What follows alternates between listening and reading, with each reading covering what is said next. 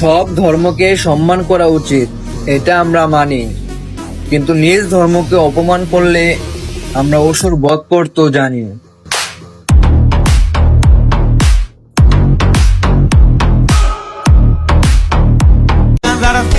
হিন্দু আমার ধর্ম, রক্ত আমার লাল, আমি যার ভক্ত তার নাম হলো মহাকাল।